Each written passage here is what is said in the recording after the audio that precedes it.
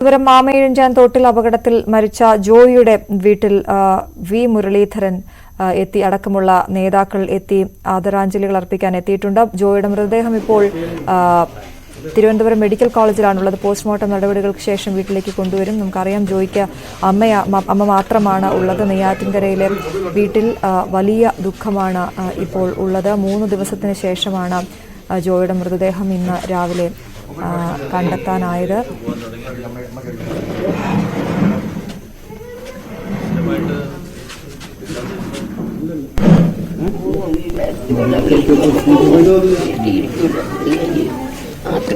എങ്കിലും വിളിക്കാൻ പോകും.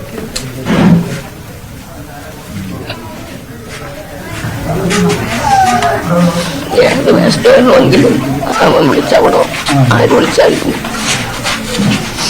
ഒരു ജോലിക്ക് അങ്ങനെ മടിയില്ല. ഏത് ജോലിക്ക് വിളിച്ചിരുന്നാലും അവനെ കൊണ്ട് ആവണ ജോലി അവൻ ചെന്ന് ചെയ്യുന്നതാണ്.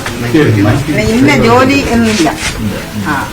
ഏത് ജോലിക്ക് പോയാലും പൈസ കിട്ടും എന്നുള്ള ഉദ്ദേശം മാത്രമാണ് അവനുള്ളത്. അല്ലാതെ വേറെ അങ്ങനെ ഇന്ന പണിക്ക് ഞാൻ പോവുള്ളൂ എന്നങ്ങനെയില്ല. വേറെ ഒരു പണിയില്ലെങ്കിൽ അവൻ ആക്രി പറക്കിയ സ്ഥലം പോകും. ഇങ്ങനെ ആക്രിയൊക്കെ വാങ്ങി കൊണ്ടുവന്നാണ് അമ്മ നോക്കുന്നത്.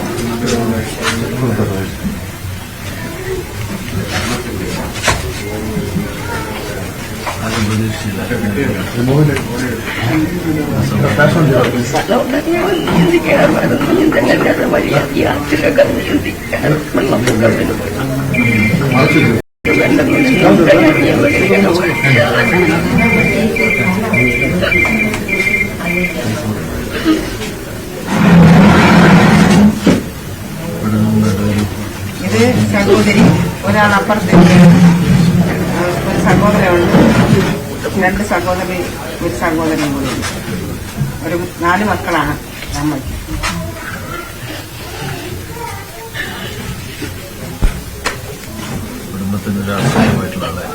കുടുംബത്തിന്റെ രാഷ്ട്രീയം. പക്ഷെ അവർക്ക് ഒരു സെന്റ് വസ്തുവോ ഒന്നുമില്ല.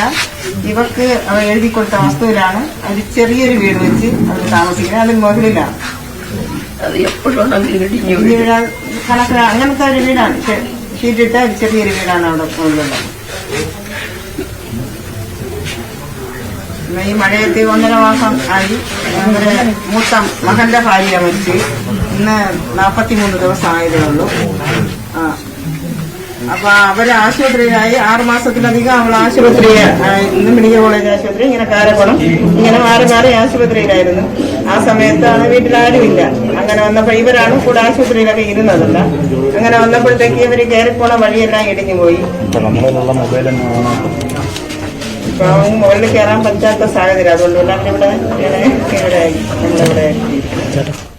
ഇത് മോന്റെ വീടാണ്. അമ്മ അങ്ങ് മകൾ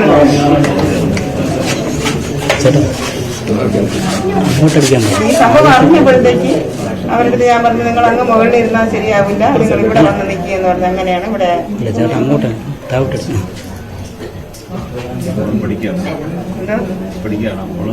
അത് മോളാണ്.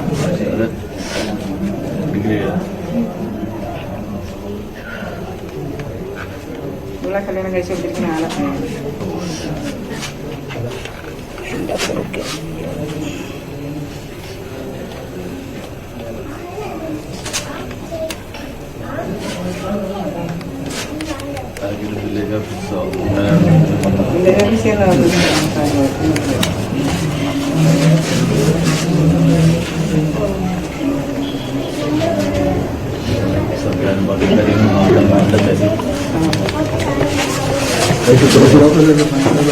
ഇറങ്ങിക്കോ വെളിയിലോട്ട് ഇറങ്ങിക്കോ.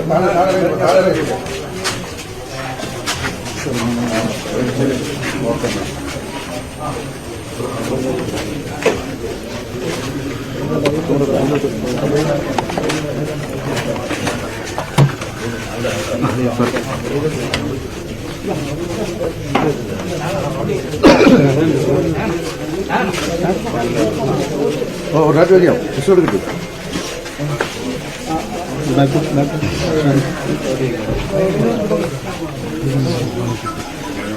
ചേട്ടാ ചേട്ടാ